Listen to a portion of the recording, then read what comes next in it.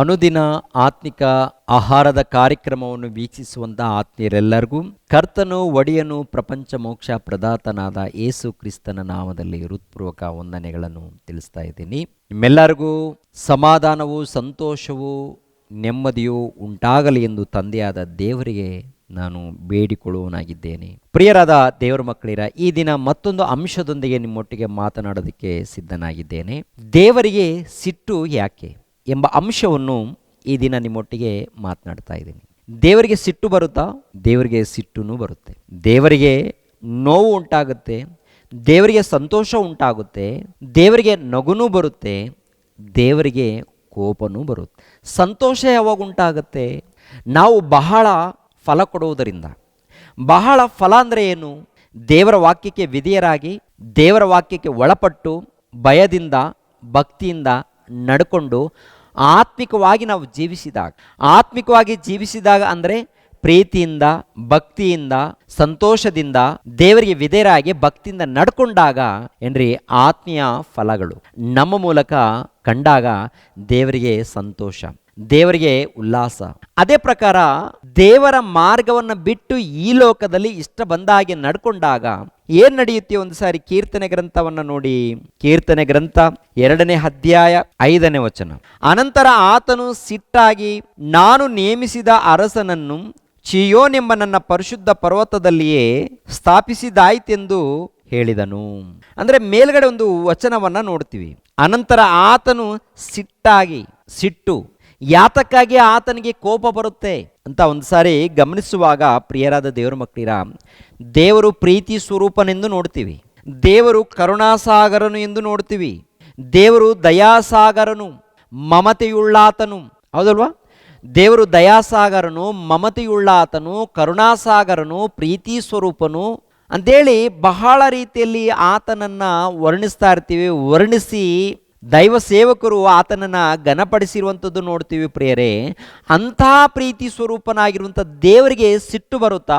ಬಂದರೆ ಯಾಕೆ ಸಿಟ್ಟು ಬರುತ್ತೆ? ಯಾಕೆ ಆತನಿಗೆ ಕೋಪ ಬರುತ್ತೆ ಅಂತ ಪ್ರತಿಯೊಬ್ಬರೂ ಆಲೋಚನೆ ಮಾಡಬೇಕು. ದೇವರು ಪ್ರೀತಿ ಸ್ವರೂಪನು ನಿಜ, ದೇವರು ಕರುಣಾಸಾಗರನು ನಿಜ. ಆ ಪ್ರೀತಿ ಸ್ವರೂಪನ ಅನ್ನೋದಕ್ಕೆ, ಕರುಣಾಸಾಗರನು ಅನ್ನೋದಕ್ಕೆ ರುಜುವೇನಪ್ಪ ಅಂತ ನೋಡುವಾಗ ಈ ಪ್ರಕೃತಿ ಪ್ರಿಯರೇ, ಈ ಜಗತ್ತಿನಲ್ಲಿ ದೇವರ ಪ್ರೀತಿ ಕಾಣುತ್ತೆ, ದೇವರ ಕರುಣೆ ಕಾಣುತ್ತೆ, ದೇವರ ಕೆಲಸ ಕಾಣುತ್ತೆ. ಈ ಜಗತ್ತಿನಲ್ಲಿ ಪ್ರತಿಯೊಂದನ್ನು, ಗಿಡಗಳನ್ನು, ಮರಗಳನ್ನು, ಹಣ್ಣುಗಳನ್ನು, ಹಂಪಲಗಳನ್ನು ಯಾವುದನ್ನು ನೋಡಿದ್ರೂ ಕೂಡ ದೇವರ ಪ್ರೀತಿ ಗೊತ್ತಾಗುತ್ತೆ. ದೇವರ ಪ್ರೀತಿ ಆಗಿರುವಾಗ ಅಂಥ ದೇವರಿಗೆ ಕೋಪ ಬರುತ್ತಾ? ಇಲ್ಲಾಂದರೆ ಸಿಟ್ಟು ಬರುತ್ತಾ? ಸಿಟ್ಟು ಯಾತಕ್ಕಾಗಿ ಬರುತ್ತೆ ಅಂತ ನೋಡುವಾಗ ಏನ್ರಿ, ಕಾರಣ ಒಂದೇ. ದೇವರು ಈ ಅದ್ಭುತವಾದಂಥ ಜಗತ್ತನ್ನು ಉಂಟು ಮಾಡಿದ್ದಾನೆ. ಈ ಜಗತ್ತನ್ನು ಉಂಟು ಮಾಡಿ ಆನಂತರ ಮನುಷ್ಯರನ್ನು ಉಂಟು ಮಾಡಿದ್ದಾನೆ. ಮನುಷ್ಯರ ವಿಷಯದಲ್ಲಿ ಏನು ಬೇಡಿಕೊಂಡಿದ್ದಾನೆ? ದೇವರು ಮನುಷ್ಯರ ವಿಷಯದಲ್ಲಿ ಏನು ಎದುರು ನೋಡಿದ್ದಾನೆ? ದೇವರು ಪರಿಶುದ್ಧನು. ದೇವರು ಪರಿಶುದ್ಧನಾಗಿರುವಾಗ ಆತನ ಮಕ್ಕಳಾಗಿರುವಂಥ ನಾವು ಕೂಡ ಪರಿಶುದ್ಧರಾಗಿ, ನೀತಿವಂತರಾಗಿ, ಭಕ್ತರಾಗಿ, ಸತ್ಯವಂತರಾಗಿ ಬದುಕಬೇಕು ಎಂದು ದೇವರು ಎದುರು ನೋಡ್ತಾ ಇದ್ದಾನೆ. ನಮ್ಮಿಂದ ಹಣ್ಣುಗಳು, ನಮ್ಮಿಂದ ಹಂಪಲಗಳು, ನಮ್ಮಿಂದ ತೆಂಗಿನಕಾಯಿಗಳು, ನಮ್ಮಿಂದ ಏನೋ ಒಂದು ಆಹಾರ ಪದಾರ್ಥಗಳು, ಇಲ್ಲಾಂದರೆ ಕಾಣಿಕೆ, ಇದು ದೇವರು ಎದುರು ನೋಡಲ್ಲ. ಮೊಟ್ಟ ಮೊದಲು ಎದುರು ನೋಡುವಂಥದ್ದು ನೋಡುವಾಗ ನಿನ್ನ ಹೃದಯ. ಆ ಹೃದಯದಲ್ಲಿ ಪರಿಶುದ್ಧತೆ ಇದೆಯಾ? ಆ ಹೃದಯದಲ್ಲಿ ಪ್ರೀತಿ ಇದೆಯಾ? ನಂಬಿಕೆ ಇದೆಯಾ? ಯಥಾರ್ಥತ್ವ ಇದೆಯಾ? ಅದನ್ನು ದೇವರು ಗಮನಿಸ್ತಾರೆ. ದೇವರು ನೋಡುವಂಥದ್ದು ಪ್ರೀತಿ. ನಮ್ಮಲ್ಲಿ ದೇವರಲ್ಲಿ ಇದ್ದಂಥ ಪ್ರೀತಿ ಕಾಣುತ್ತಾ? ದೇವರಲ್ಲಿ ಇದ್ದಂಥ ತ್ಯಾಗ ನಮ್ಮಲ್ಲಿ ಕಾಣುತ್ತಾ? ದೇವರಲ್ಲಿ ಇದ್ದಂಥ ಪರಿಶುದ್ಧತೆ ನಮ್ಮಲ್ಲಿ ಕಾಣುತ್ತಾ?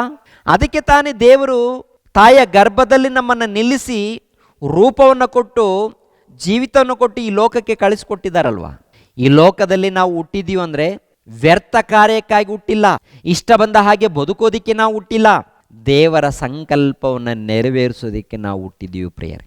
ದೇವರ ಕೆಲಸವನ್ನು ಮಾಡೋದಕ್ಕೆ ನಾವು ಹುಟ್ಟಿದ್ದೀವಿ ಪ್ರಿಯರೇ. ಪರಿಶುದ್ಧರಾಗಿ, ನೀತಿವಂತರಾಗಿ ಬದುಕೋದಕ್ಕೆ ಹುಟ್ಟಿದ್ದೀವಿ ಪ್ರಿಯರೇ.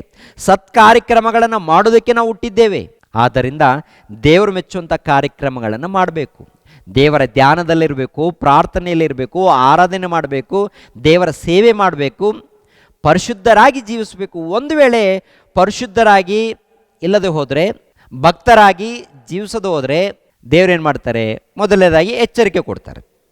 ನೀವು ಭಕ್ತರಾಗಿ ಬದಲಾಗಬೇಕು, ನೀತಿವಂತರಾಗಿ ಬದಲಾಗಬೇಕು, ಪರಿಶುದ್ಧರಾಗಿ ಬದಲಾಗಬೇಕು ಅಂತೇಳಿ ದೇವರು ಎಚ್ಚರಿಕೆ ಕೊಡ್ತಾರೆ. ಆ ಎಚ್ಚರಿಕೆ ಮಾತುಗಳಿಗೆ ಒಳಪಡದೆ ಹೋದರೆ ಏನಾಗುತ್ತೆ? ಖಂಡಿಸ್ತಾರೆ, ಬುದ್ಧಿ ಮಾತನ್ನು ಹೇಳ್ತಾರೆ. ಅದಕ್ಕೂ ಒಳಪಡದೆ ಹೋದರೆ, ಮನಸ್ಸನ್ನು ಸರಿಪಡಿಸ್ಕೊಳ್ಳದೆ ಹೋದರೆ, ಬದಲಾಗದೆ ಹೋದರೆ ಏನಾಗುತ್ತೆ? ನೋಹನ ಕಾಲದಲ್ಲಿ ದೇವರು ಜನರನ್ನು ನೋಡಿ ಮೊದಲನೇದಾಗಿ ಎಚ್ಚರಿಕೆ ಕೊಟ್ಟರು, ತನ್ನ ಪ್ರಿಯಕುಮಾರನ ಮೂಲಕ ಸುವಾರ್ತೆಯನ್ನು ತಿಳಿಸ್ಕೊಟ್ರು. ಬದಲಾಗದೆ ಹೋದದರಿಂದ ದೇವರು ಸಿಟ್ಟೇರಿ ಏನು ಮಾಡಿದ್ರು? ಜಲಪ್ರಳಯದ ಮೂಲಕ ನಾಶ ತರಿಸಿದ್ರು. ಜಲಪ್ರಳಯದ ಮೂಲಕ ಆಗಿನ ಕಾಲದಲ್ಲಿ ದೇವರು ನಾಶನವನ್ನು ಉಂಟು ಮಾಡಿದ್ರು. ಎಷ್ಟು ಮಂದಿ ಉಳ್ಕೊಂಡ್ರಪ್ಪ ಅಂತ ನೋಡುವಾಗ, ದೇವರಿಗೆ ಒಳಪಟ್ಟಂಥ ಭಕ್ತನಾಗಿರುವಂಥ ನೋಹಾನನ ಕುಟುಂಬ ಮಾತ್ರ ರಕ್ಷಣೆ ಹೊಂದಿತು. ಉಳಿದವರೆಲ್ಲರೂ ಏನಾದರೂ? ನಾಶನಕ್ಕೆ ಗುರಿಯಾದರು. ಅಂದರೆ ದೇವರಿಗೆ ಕೋಪ ಯಾತಕ್ಕಾಗಿ ಬರುತ್ತಪ್ಪ ಅಂತ ನೋಡುವಾಗ, ದೇವರನ್ನ ಬಿಟ್ಟು ಮಾಡಬಾರದ ಕಾರ್ಯಕ್ರಮಗಳನ್ನು ಮಾಡಿದಾಗ, ವೇಷಧಾರಿಯಾಗಿ ಬದುಕಿದಾಗ, ಅನೇಕ ಅಪರಾಧ ಕಾರ್ಯಕ್ರಮಗಳು, ಅನೇಕ ಮೋಸದ ಕಾರ್ಯಕ್ರಮಗಳು ನೀನು ಮಾಡಿದಾಗ, ದುಷ್ಟನಾಗಿ, ದ್ರೋಹಿಯಾಗಿ, ಭ್ರಷ್ಟನಾಗಿ ನೀನು ಬದುಕಿದಾಗ ದೇವರಿಗೆ ಸಿಟ್ಟು ಬರುತ್ತೆ. ಆನಂತರ ದೇವರು ಎಚ್ಚರಿಕೆ ಕೊಡ್ತಾರೆ. ಆ ಎಚ್ಚರಿಕೆ ಮಾತುಗಳಿಗೆ ನೀನು ಒಳಪಡದು ಹೋದರೆ ಆಕಸ್ಮಿಕವಾಗಿ ನಿನಗೆ ಅಪಾಯ ಬರುತ್ತೆ. ಆ ಅಪಾಯ ಹೇಗೆ ಬರುತ್ತೋ ನಿನಗೆ ಗೊತ್ತಿಲ್ಲ. ರೋಗದ ಮೂಲಕ ಆಗ್ಬೋದು, ಯಾವುದೊಂದು ರೋಗ ಬಂದು ನೀನು ಸಾಯ್ಬೋದು. ಇಲ್ಲಾಂದರೆ ಅಪಾಯ, ಯಾವುದೊಂದು ಅಪಘಾತ, ಲಾರಿ ಆಕ್ಸಿಡೆಂಟಿಂದ ಆಗಿರ್ಬೋದು, ಇಲ್ಲ ಬಸ್ ಆಕ್ಸಿಡೆಂಟ್ ಮೂಲಕ ಆಗಿರ್ಬೋದು, ಇಲ್ಲಾಂದರೆ ಟ್ರೈನ್ ಆಕ್ಸಿಡೆಂಟ್ ಮೂಲಕ ಆಗಿರ್ಬೋದು, ಇಲ್ಲಾಂದರೆ ವಿಮಾನ ಆಕ್ಸಿಡೆಂಟ್ ಮೂಲಕ ಆಗಿರ್ಬೋದು, ಇಲ್ಲಾಂದರೆ ಭೂಕಂಪ, ಸುನಾಮಿ, ಇಲ್ಲ ಜಲಪ್ರಳಯ, ಇಲ್ಲಾಂದರೆ ಅಂಟು ರೋಗಗಳು. ಯಾವುದ್ರ ಮೂಲಕ ನಿನಗೆ ನಾಶ ಬರುತ್ತೋ ಗೊತ್ತಿಲ್ಲ. ಆದ್ದರಿಂದ ನೀನು ದೇವರಿಗೆ ಒಳಪಟ್ಟು ಭಯಭಕ್ತಿಯಿಂದ ಜೀವಿಸಬೇಕು. ದೇವಾ, ನಾನೇನಾದರೂ ತಪ್ಪು ಮಾಡಿದರೆ ನನ್ನನ್ನು ಕ್ಷಮಿಸು ದೇವಾ, ನನ್ನನ್ನು ಕಾಪಾಡು ದೇವಾ, ನನ್ನ ತಪ್ಪುಗಳನ್ನು ಕ್ಷಮಿಸು ದೇವ ಅಂತೇಳಿ ದೇವರ ಬಳಿಯಲ್ಲಿ ಸಾಷ್ಟಾಂಗ ನಮಸ್ಕಾರ ಮಾಡಿ ಒಳಪಟ್ಟು ವಿಧೇಯನಾಗಿ ದೇವರ ಬಳಿಗೆ ಬೇಡಿಕೊಂಡಾಗ ದೇವರು ನಿನ್ನನ್ನು ಕನಿಕರಿಸ್ತಾನೆ. ದೇವರು ನಿನ್ನನ್ನು ಕನಿಕರಿಸಿ ನಿನ್ನನ್ನು ಕಾಪಾಡ್ತಾನೆ. ಒಂದು ವೇಳೆ ನಿನ್ನ ಪ್ರಾಣ ಹೋದರೆ ಪರದೇಶಿಗೆ ನಡೆಸ್ತಾನೆ. ಆಮೇಲೆ ಯೇಸು ಕ್ರಿಸ್ತರು ಬಂದು ಪರಲೋಕಕ್ಕೆ ಕರೆದುಕೊಂಡು ಹೋಗ್ತಾನೆ. ಅಂಥ ಒಳ್ಳೆ ಭಾಗ್ಯವು ನಮಗೆ ಉಂಟಾಗಬೇಕಂದ್ರೆ ದೇವರಿಗೆ ಒಳಪಡಬೇಕು, ವಿಧೇಯರಾಗಬೇಕು, ಭಕ್ತಿಯಿಂದ ನಡ್ಕೊಳ್ಬೇಕು. ದೇವ್ರನ್ನ ಬಿಟ್ಟು ಜೀವಿಸಿದರೆ ದೇವರಿಗೆ ಕೋಪ ಬರುತ್ತೆ, ದೇವರಿಗೆ ಸಿಟ್ಟು ಬರುತ್ತೆ. ಬಂದಾಗ ಅಪಾಯ, ಅಪಘಾತಗಳು, ತೊಂದರೆಗಳು ಉಂಟಾಗತ್ತೆ. ಆದ್ದರಿಂದ ಜಾಗ್ರತೆ. ದೇವರ ವಾಕ್ಯಕ್ಕೆ ಒಳಪಡಿ, ಭಯ ಭಕ್ತಿಯಿಂದ ಜೀವಿಸಿ ಪ್ರಿಯರೇ. ಓಕೆ, ದೇವರು ನಿಮ್ಮನ್ನು ನನ್ನನ್ನು ಆಶೀರ್ವದಿಸಲಿ. ಎಲ್ಲರೂ ತಲೆಬಾಗಿಸಿರಿ, ಪ್ರಾರ್ಥನೆ ಮಾಡಿಕೊಳ್ಳೋಣ. ಮಹೋನ್ನತನಾದಂಥ ನಮ್ಮ ತಂದೆಯೇ, ನಿಮಗೆ ಕೃತಜ್ಞತೆಗಳು, ಸ್ತೋತ್ರಗಳು ತಂದೆ. ಹೌದು ತಂದೆ, ನಿಮಗೆ ಒಂದು ವೇಳೆ ಸಿಟ್ಟು ಬಂದರೆ ಅದು ಮನುಷ್ಯರು ಮಾಡಿರುವಂಥ ಪಾಪಗಳು, ಮನುಷ್ಯರು ಮಾಡಿರುವಂಥ ಅಪರಾಧಗಳು, ಮನುಷ್ಯರು ಮಾಡಿರುವಂಥ ತಪ್ಪುಗಳು ತಂದೆ. ಈ ಲೋಕ ನಿಮ್ಮ ಮಾತಿನ ಮೂಲಕ ನೀವು ಉಂಟು ಮಾಡಿದ್ದೀರಾ, ಆಲೋಚನೆ ಜ್ಞಾನದಿಂದ ನೀವು ಉಂಟು ಮಾಡಿದ್ದೀರಾ. ಅದಕ್ಕೆ ನಿಮಗೆ ಕೃತಜ್ಞತೆಗಳು, ಸ್ತೋತ್ರಗಳು ತಂದೆ. ಈ ಲೋಕದಲ್ಲಿ ಪ್ರತಿಯೊಂದನ್ನು ಪರಿಶೋಧನೆ ಮಾಡುವಾಗ ನಿಮ್ಮ ಪ್ರೀತಿ ಕಾಣುತ್ತೆ, ನಿಮ್ಮ ಜ್ಞಾನ ಕಾಣುತ್ತೆ ತಂದೆ. ನಿಮಗೆ ಸ್ತೋತ್ರಗಳು ತಂದೆ. ಯಾವಾಗಲೂ ನಿಮ್ಮ ಧ್ಯಾನದಲ್ಲಿ, ಭಕ್ತಿಯಲ್ಲಿ ಜೀವಿಸುವಂತೆ ನಮಗೆ ಸಹಾಯ ಮಾಡಿ. ನೇರ ಪ್ರಸಾರದಲ್ಲಿ ವೀಕ್ಷಿಸುವಂಥ ಎಲ್ಲ ಮಕ್ಕಳನ್ನು ಆಶೀರ್ವದಿಸಿ. ಪ್ರತಿ ಕುಟುಂಬಕ್ಕೆ ನೆಮ್ಮದಿ, ಶಾಂತಿ, ಸಮಾಧಾನವನ್ನು ದಯಪಾಲಿಸಿ. ಯೇಸು ಪವಿತ್ರ ನಾಮದಲ್ಲಿ ಬೇಡಿ ಹೊಂದಿದೆಯಪ್ಪ ತಂದೆಯೇ, ಆಮೇನ್. ಎಲ್ಲರಿಗೂ ವಂದನೆಗಳು.